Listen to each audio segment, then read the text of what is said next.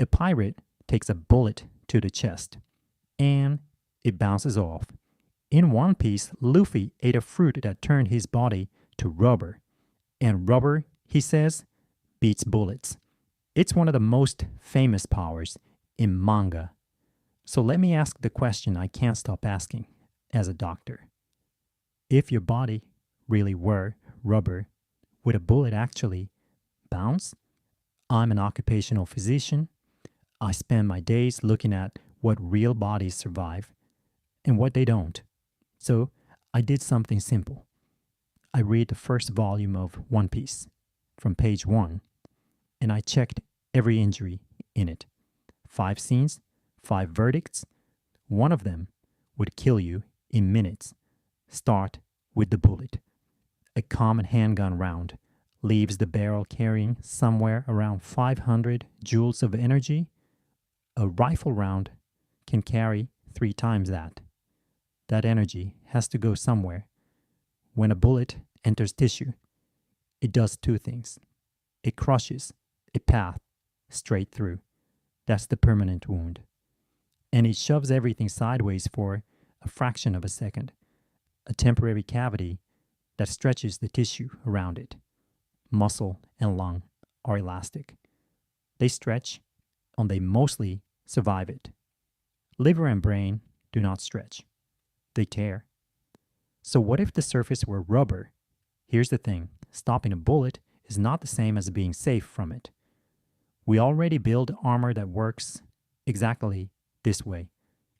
Soft body armor catches a handgun round, but the energy doesn't vanish. It drives the back of the vest inward into your chest. Doctors have a name for what happens next.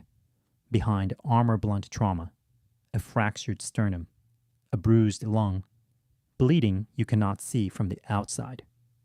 The American standard for police vests even caps how far the back of the vest is allowed to bulge. 44 millimeters, measured into a block of clay standing in for your chest. Past that, the vest saved you from the bullet, and it injured you anyway. A rubber body has the same problem, only worse. Rubber stretches, and the stretching surface pulls on everything attached to it. But there's a second half to this power that a doctor can't walk past. Luffy takes blows that would break a normal person and laughs them off, which raises a question I have to ask. What if a body really couldn't register that damage? Because that body exists. It's called congenital insensitivity to pain with anhidrosis. One gene and the nerves that carry pain never develop properly. Touch still works. Vibration, position, all normal. Only the alarm is missing. Here is what that actually looks like. Toddlers who bite through their own tongue and lips as soon as their teeth come in. Fractures that go unnoticed until the joint is destroyed. Burns they never felt. And because the same nerve failure shuts down the sweat glands, many of these children are found not because of an injury at all, but because of fevers no one can explain. They cannot sweat. Pain is not the damage. Pain is the alarm. Take away the alarm, and the damage doesn't stop. It just arrives silently. That's scene 1. A body that bounces bullets, no? A body that cannot feel them. Real and far more frightening than the superpower. Scene 2. The fruit takes something back. Eat a devil fruit, and the sea rejects you. You sink like a stone. Now, the trade is fiction, but the sinking is physics. Take a full breath. And most people are just barely less dense than water. You float, breathe out, and you sink. That's the whole trick. It's also why body composition matters. Fat is lighter than water, muscle and bone are heavier. A lean, muscular swimmer sinks more easily than you would think. But here is the part people get wrong. Floating does not protect you. People drown while technically buoyant, because drowning is not about sinking. Hold that thought. Scene 3. A character loses an arm in open water and surfaces smiling. So let's take it seriously. An adult carries about 5 liters of blood. Losing roughly a third of that is enough for the circulation to start failing, and a major limb injury can reach that point within minutes. And yet, here is the strange mercy of real anatomy. When a limb is lost completely, the arteries pull back into the surrounding tissue and clamp down on themselves. A complete injury of this kind often bleeds less than a partial one. That is real, and it is part of why survival happens at all. But add the sea, and everything stacks against you. Cold water pulls the core temperature down, and cold blood stops clotting properly. So, survivable? Yes. With firm, direct pressure applied immediately, and someone getting the person out of the water fast. Smiling about it? No, that part is fiction. Scene 4 is quick, and the manga gets it exactly right. A character ends up with a blade scar under one eye. Does a mark like that really last a lifetime? Yes. Injure only the top layer of skin, and you heal invisibly.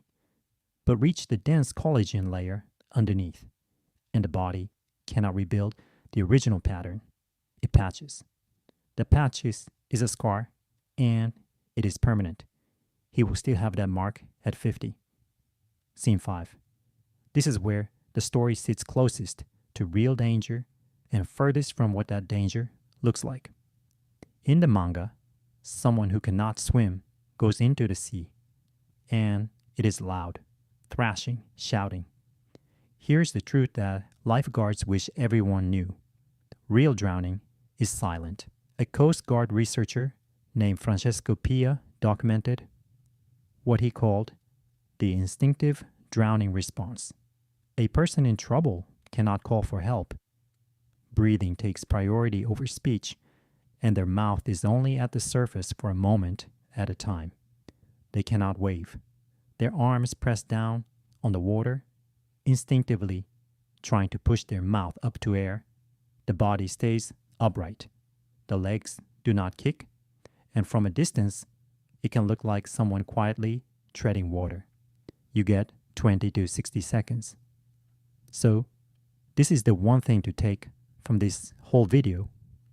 If someone in the water is silent, upright, and going nowhere, that is what it looks like. Call a lifeguard, throw them something that floats, and do not swim out to them unless you are trained. Silence is the emergency. So, 1 volume, 5 scenes, 5 verdicts, a rubber body that bounces bullets, fantasy, because the energy still arrives. Sinking without air in your lungs, real physics. Losing an arm at sea, survivable, barely, and not with a smile. A scar under the eye for life, completely real. And drowning, where the mechanism is real, but the picture is wrong. And the wrong picture is the thing that costs its lives. That is what struck me. Reading Volume 1. It is an adventure story, and almost every page is quietly about the limits of a body. If you want a doctor to read the next volume, say so, and I will. I'm Dr. Water. Take care of the body you've got.